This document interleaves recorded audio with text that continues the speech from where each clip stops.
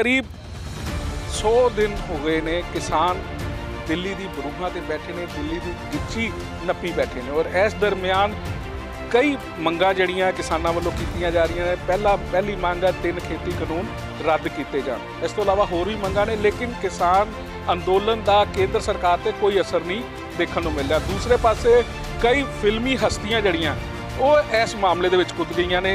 कंगना रनौत एक film actress है, काफ़ी फिल्मों च उन्होंने काम किया। वो किते ना किते वो किसान अंदोलन के खिलाफ बयानबाजी जी करते रहे। कई ट्वीट उन्होंने किए।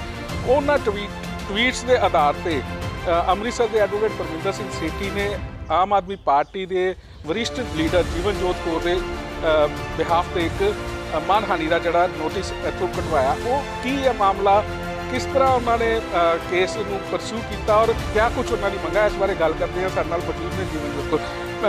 मैडम, कंगना रनौत के खिलाफ तुसीं कोर्ट के विच एक अपील पाई है, की कुछ है, की उहदे विच तुसीं मंग की? जिवें कि असीं सारे जानते हैं कि पिछले 3.5 महीने तो साडे किसान वीर अपने हक्कां नूं मंगा रख के अपने किसान जिहड़े हैगे वो दिल्ली के बॉर्डर के उत्ते बैठे हुए हैं।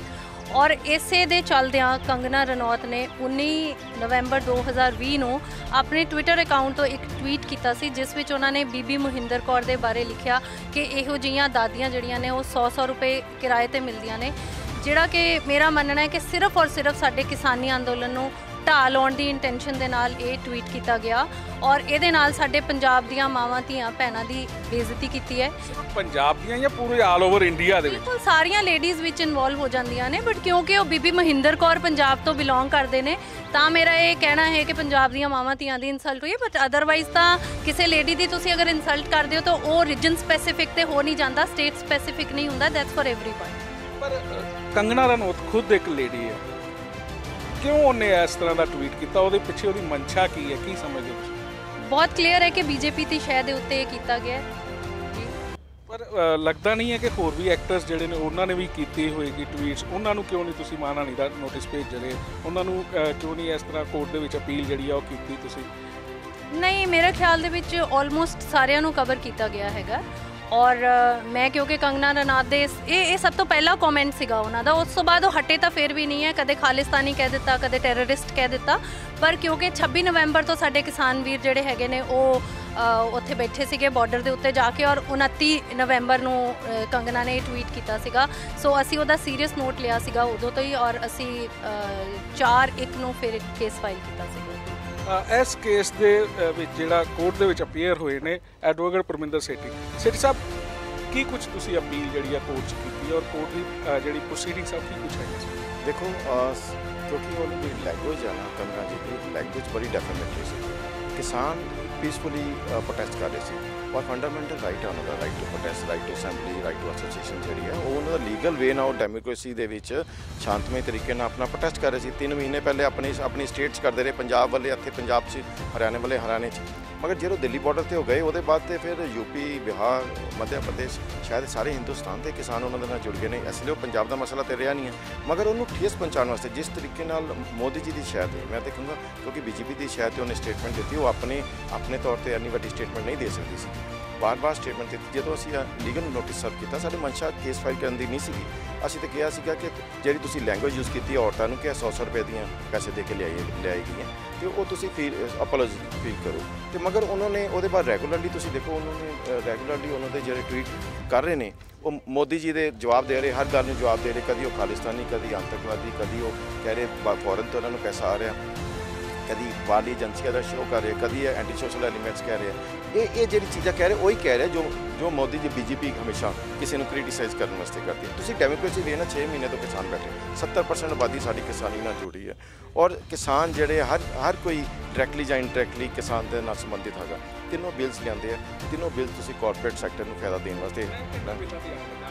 हालांकि यह जिहड़ी गल है इस केस के नाल नहीं रिलेटेड, पर तीनों खेती कानून जिहड़े हैगे, तुसीं भी पढ़े हुए एडवोकेट, वो किस तरह आम आदमी पार्टी आम बंदे के उत्ते किस तरह इफैक्ट करते हैं? और क्या बीजेपी जिहड़ी है उसनूं समझ नहीं पा रही, या लोगों को समझा नहीं पा रही? क्योंकि वो कहते किसानों के हक विच है। देखो, कोई भी चीज़ अगर किसी को हक दे देनी हो तो उन्होंने कंसल्ट तो जरूर करना बनता सी, वो कंसेंट लैनी जरूरी होंगी है, वो नॉलेज च लेना जरूरी होंगे। जिस तरीके बड़ी चलाकी के नाल करोना डिसीज़ के दौरान देखो सारा देश नूं एक तरह का सीज़ फायर करके रखा है मोदी जी ने, और कितनी प्लैनिंग के नाल इनू तीनों बिल्स नूं बड़ी तेज़ी नाल लिया पार्लीमेंट के पास कराया और राज्य सभा जिस तरीके नाल उन्होंने पास कराया, जिस तरह धज्जियां उड़ाइयां उन्होंने कानून दिया, क्योंकि मेजोरिटी तो है नहीं सी उनको। वो बाद राष्ट्रपति की कंसेंट भी ले ली। 5 जून तो बाद प्रोटेस्ट लोग किसान कर रहे, वो शांतमई प्रोटेस्ट कर रहे, ये किसी को की इतराज़ है? वो अपनी लड़ाई लड़ रहे, अपने बच्चों की लड़ाई लड़ रहे। देखो तीनों कानून अज तुसीं देखो कंज्यूमर नूं असीं किसानी मोर्चे की गल करते हैं, किसानी मोर्चा नहीं है, सारे लोगों का हिंदुस्तान के सारे लोगों का मोर्चा है। हाले तो कॉरपोरेट सैक्टर में फायदा कोई नहीं है। किसान को 3 रुपए 4 रुपए 5 रुपए का प्याज आलू टमाटर खरीदिया जाता है, जो 50 रुपए कंज्यूमर को मिल रहा है, यानी कि बेचता 40-45 रुपये जो मार्जन है। तुसीं देखो किन्ने 100% प्रॉफिट है, और कौन खा रहा है? विचोलिए।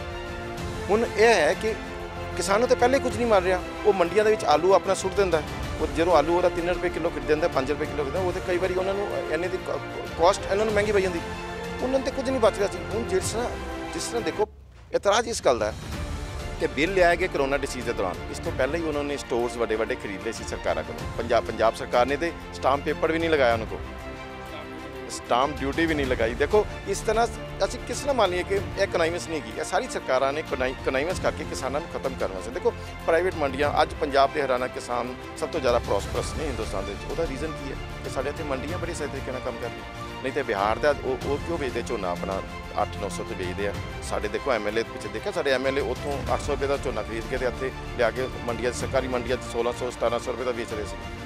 इस वो आखिर वो बिहार के जो किसान है वो साढ़े हिंदुस्तान के नहीं है, यूपी के किसान या मध्य प्रदेश वो साढ़े नहीं है, उन्होंने तो एक्सप्लॉइट किया जा रहा है ना मंडियां, क्योंकि उत्थे मंडियां नहीं काम कर रही। जो इतने भी मंडियां खत्म कर देंगे जिस तरह चल रहे हैं, 4-5-7 साल बाद मंडियां बंद हो जाएंगी। ये जो कॉर्पोरेट सैक्टर है सर, ये कोई फ्रीडम फाइटर्स फैमिली से थोड़ा गया है तो बिजनेस करना है मुल्क में। ਇਹ ਜਿਹੜਾ कंगना रनौत के खिलाफ जो केस क्या एडमिट हो गया और अगली हेयरिंग की है, प्रोसीडिंग्स की? हाँ जी, देखो कंगना रनौत के केस मुतालिक ना असी फाइल किया सीगा 15 जनवरी 2021 ਨੂੰ फाइल किया केस, क्योंकि करोना डिसीज़ सी लॉकडाउन के कारण या कोर्ट्स काम नहीं कर रही।